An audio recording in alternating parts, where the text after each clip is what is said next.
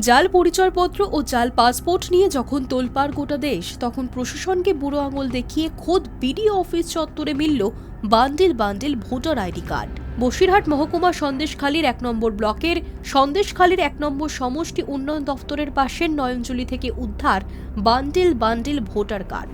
তারই পাশে পড়ে রয়েছে আগুনে পুড়ে যাওয়া বেশ কিছু নথিপত্র।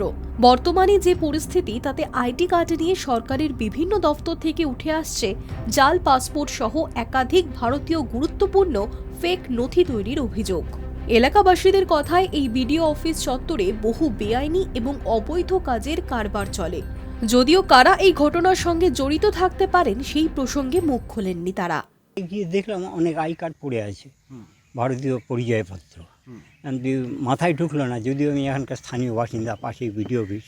কারা পড়লো, কী পড়লো, তবে যতটুকু জানি বিডিও অফিস থেকেই সব এখানে পড়ানো হয়েছে 3-4 দিন ধরে। তাছাড়াও এখানে বেশ কিছু পড়ে রয়েছে। এটা তো ভাববার বিষয়, প্রশাসনের দেখা উচিত। কিন্তু কি বলবো, বলার কিছু নেই। বর্তমান যে অবস্থা আমাদের দেশের রাজনৈতিক অবস্থা, মানে আপনি সত্য বলতে গেলেই বিপদ আছে। তাহলে কি অসাধু চক্র গোটা দেশ জুড়ে গ্রাস করে ফেলেছে?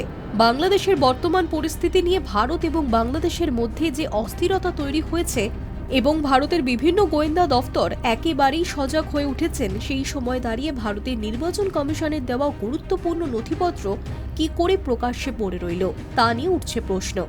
ঘটনায় সন্দেশখালীর বিধায়ক সুকুমার মাহাতো বিষয়টি নিয়ে খুব একটা গুরুত্ব দিতে চাননি। তার কথায়, ভোটার আইডি কার্ড নিয়ে যদি এরকম ধরনের কোনো ঘটনা ঘটে থাকে, তাহলে বিডিও, এসডিও এবং নির্বাচন কমিশনে তার জবাব দেবেন। যদি এরকম আইডেন্টি কার্ড পাওয়া যায় বা আপনারা যদি পেয়ে থাকেন, আমার মনে হয় না যে এই বিষয়টা আমরা কিছু বলতে পারবো, কারণ এটা সরকারি বিষয়। সেন্ট্রাল গভর্নমেন্টের ইলেকশন কমিশন তারা এই বিষয়টা দেখে, এবং আপনারা জানেন যে বছরে কয়েকটা বার ভোটার আই কার্ড তৈরি হয়। এটা সম্পূর্ণ ইলেকশন কমিশন বলতে পারবে, বা সংশ্লিষ্ট বিডিওর কাছে যদি থাকে বিডিও বলতে পারবেন। হ্যাঁ, সেটা এই বিষয়টা হতে পারে, আমার জানা নেই। যদি হয়ে থাকে সেই আই কার্ডগুলো এদেশের বা কোনোভাবে নষ্ট হয়ে গেছে কিনা সেটা জানা নেই। যদি হয়ে থাকে সেটা আমার মনে হয় ইলেকশন কমিশনকে আপনারা প্রশ্ন করলেই পারবেন। Hi news network.